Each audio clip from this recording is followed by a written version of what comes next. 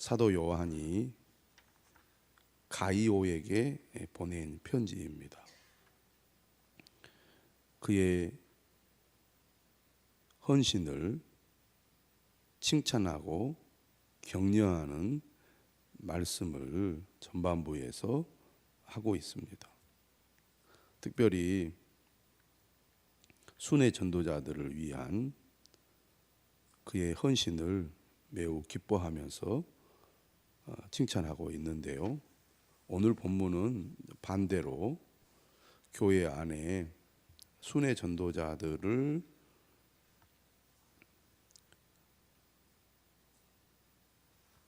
환영하지 아니하고 오히려 그들을 내쫓는 사람에 대해서 책망하는 말씀을 하고 있습니다.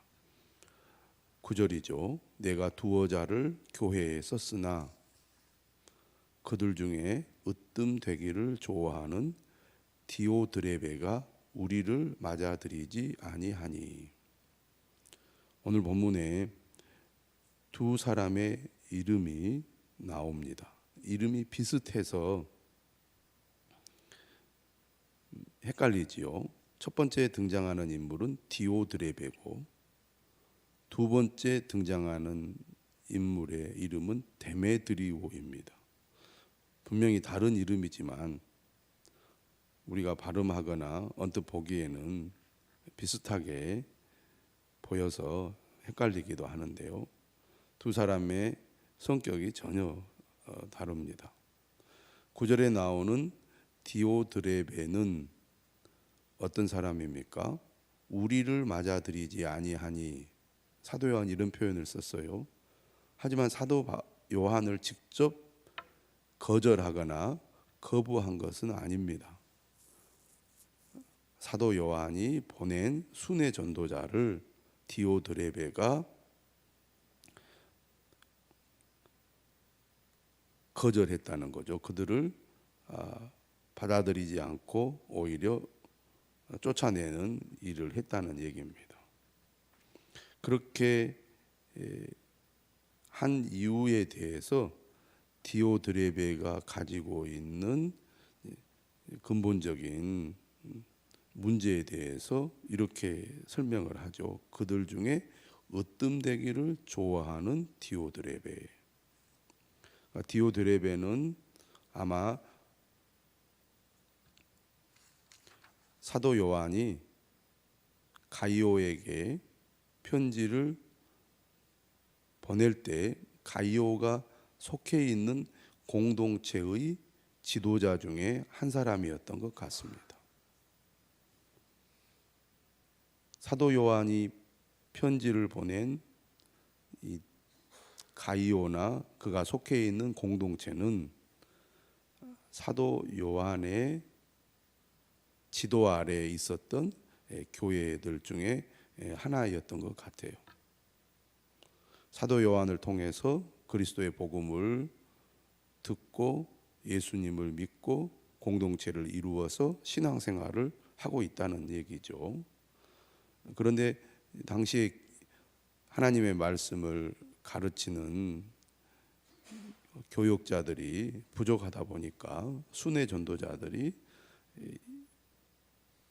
이곳저곳을 순회하면서 복음을 전하고 그리고 성도들을 가르치고 교회를 세워가는 일들을 해왔는데 이제 교회 공동체 안에 디오드레베라는 사람이 아마 주도권이 강하든지 자신의 주장이 강하든지 지배력을 가지고 공동체를 이끌어 가려는 성향이 강했던 것 같습니다. 그래서 자신이 다른 사람들로부터 좀 돋보이고 자신이 앞장서서 리더 역할을 해야 된다는 그런 의지가 강한 나머지 외부에서 방문한 이 순회 전도자와 마찰이 벌어지고 또 그 순회자 전도자의 이제 주장이나 가르침에 대해서 이제 거부하는 이런 행동을 했던 것 같습니다. 그런데 사도 요한은 이러한 디오드레베의 행위를 어떻게 받아들였냐면 우리를 맞아들이지 아니했다. 이 말은 무슨 얘기입니까? 사도 요한을 거부한 것으로 받아들였다는 것입니다.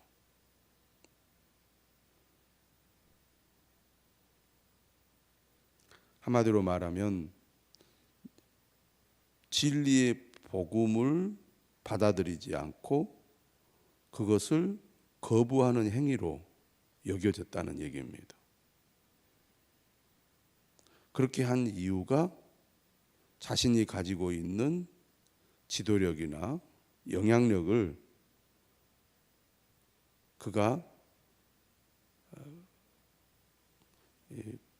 부정당하거나 또 거부당한다고 느꼈기 때문이었던 것 같습니다.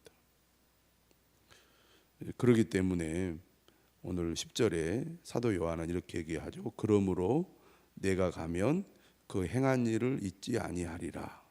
직접 방문해서 이 부분을 분명하게 다루겠다는 거죠. 그가 악한 말로 우리를 비방하고도 오히려 부족하여 형제들을 맞아들이지도 아니하고 맞아들이고자 하는 자를 금하여 교회에서 내쫓는도다.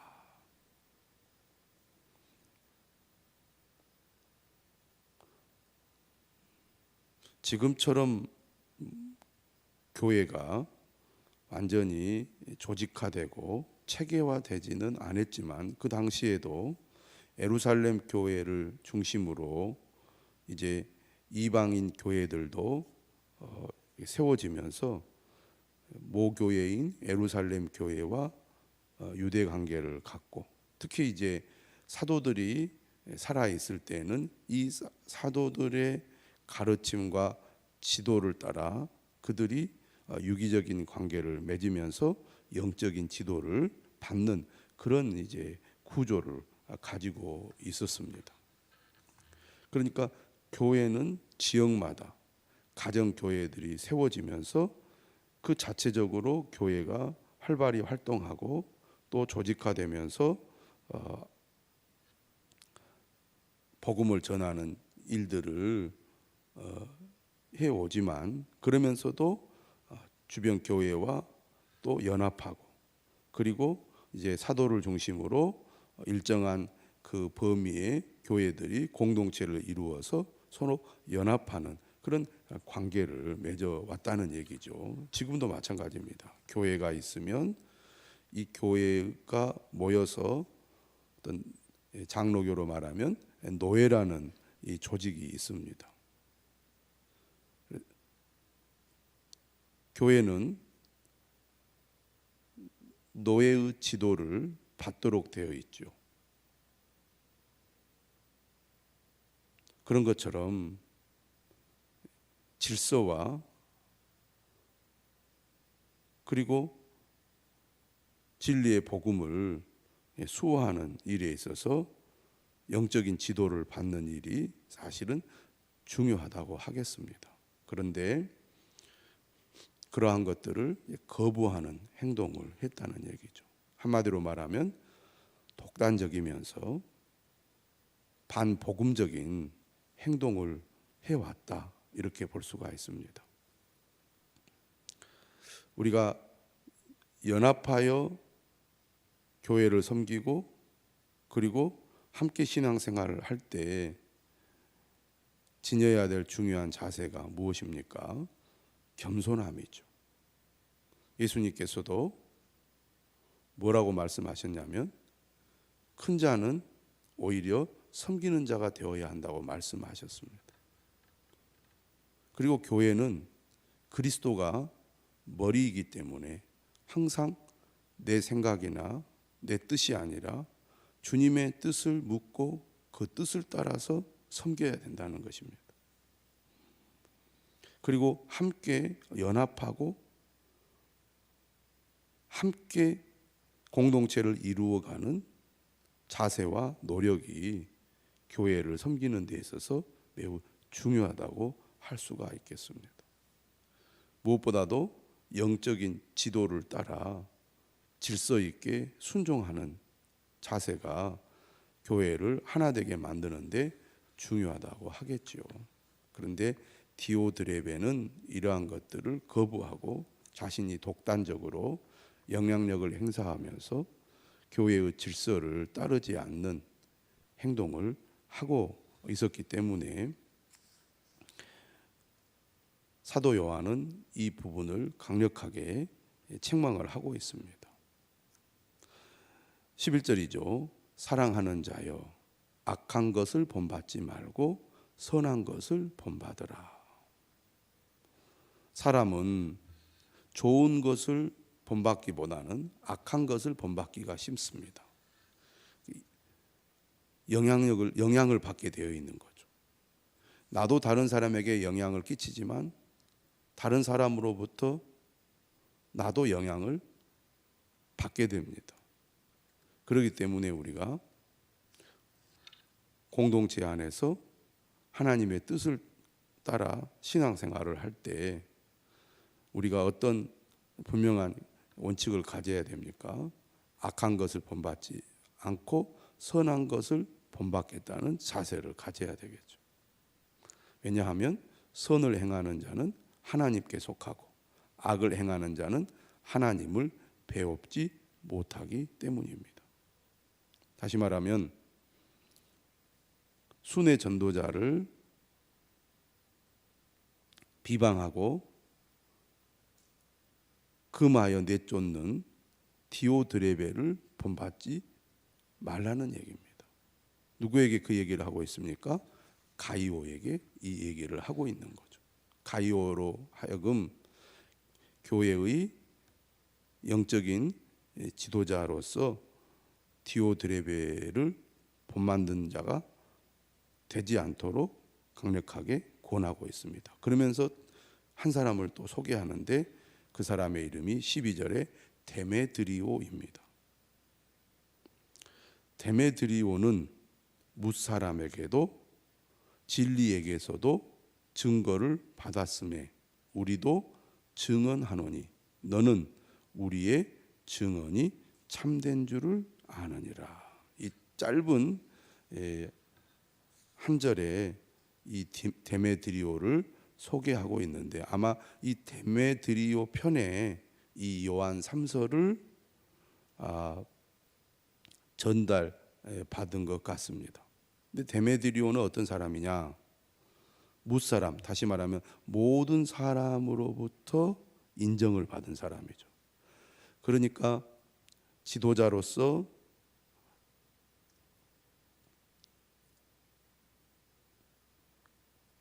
갖춰야 할 자격은 첫째는 오늘 데메드리오를 통해서 이렇게 얘기하는 거죠. 모든 사람에게 증거를 받은 사람. 그러니까 공동체 안에서 여러 사람들로부터 참 저 사람은 신실한 사람입니다. 헌신적인 사람입니다. 충성을 다하는 사람입니다. 라고 인정을 받는다는 것이죠.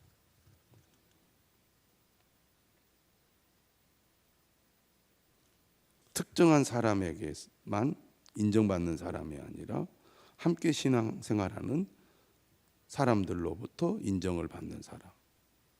두 번째는 뭡니까? 진리입니다. 사도 요한은 이 진리라는 단어를 매우 자주 사용을 하고 있는데요. 복음의 진리를 말합니다. 다시 말하면 십자가의 복음을 얘기하겠죠. 열심은 있는데 바른 믿음 또 바른 신앙을 가지고 있지 않다면, 다시 말하면 진리의 말씀에 분명하게 서 있지 않다면 그 사람도 지도자로서 자격이 있다고 할 수가 없겠죠. 하나님의 말씀을 바르게 알고 배워서 바른 믿음을 가지고 있는 사람, 진리의 말씀을 바르게 이해하고 깨닫는 사람, 이 사람이 좋은 지도자로서 자격이 있는 것입니다. 그 다음에 세 번째는 뭘 얘기하냐면 우리도 증언하노니 이렇게 얘기했습니다. 그러니까 사도 요한의 그룹이라고 하겠죠. 사도 요한의 그룹들. 그러니까 당시 이제 그 더 넓은 범위의 교회 공동체의 지도자들, 특히 이제 사도가 그를 인정한다는 것입니다. 그가 참된 지도자로서의 자격을 갖고 있으니 그를 잘 맞아들여서 그가 교회에서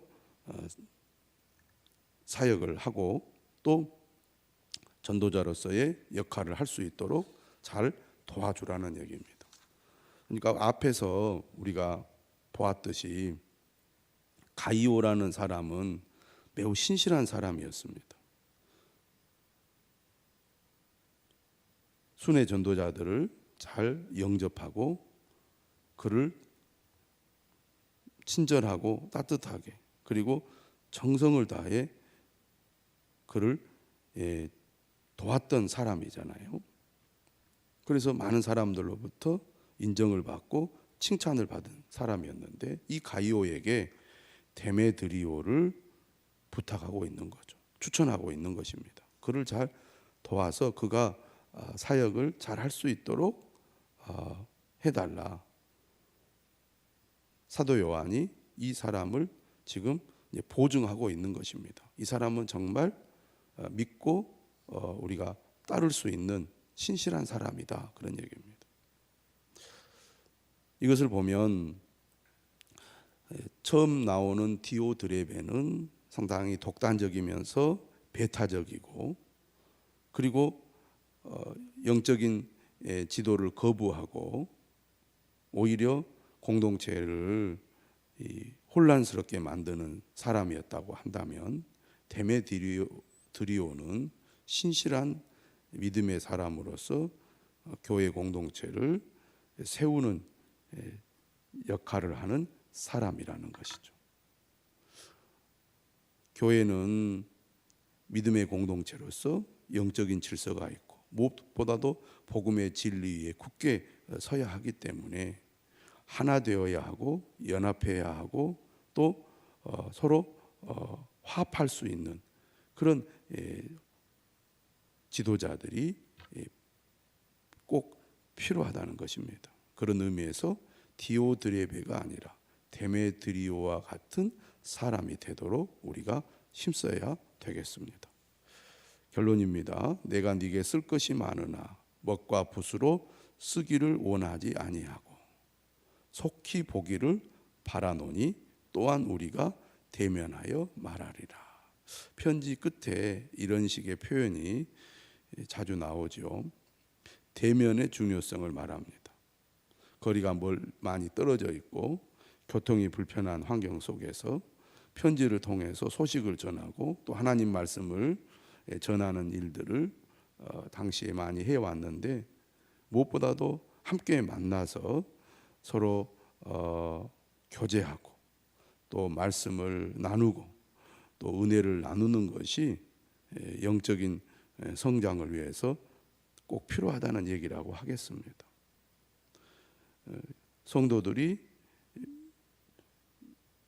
악한 세상 속에서 믿음을 지키고 서로 연대하기 위해서는 무엇보다도 이처럼 만남, 교제, 친교가 참 중요하다는 얘기입니다. 그래서 이렇게 인사를 마지막으로 하죠. 평강이 네게 있을지어다 여러 친구가 내게 문안하느니라. 너는 친구들의 이름을 들어 문안하라.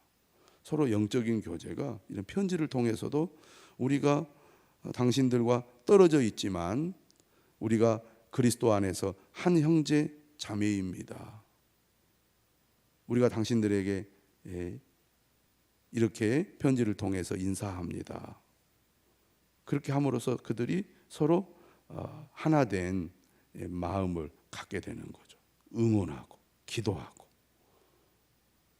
이렇게 함으로써 하나됨을 이루어가는 모습을 우리가 편지를 통해서도 확인하게 되는데요. 우리가 그러한 공동체를 이루어 가야 되겠습니다. 서로 만나서 교제하고 친교하는 공동체, 서로에게 인사하고 또 격려하고 응원하는 그런 하나된 공동체를 우리 모두 만들어 갈 수 있기를 주님의 이름으로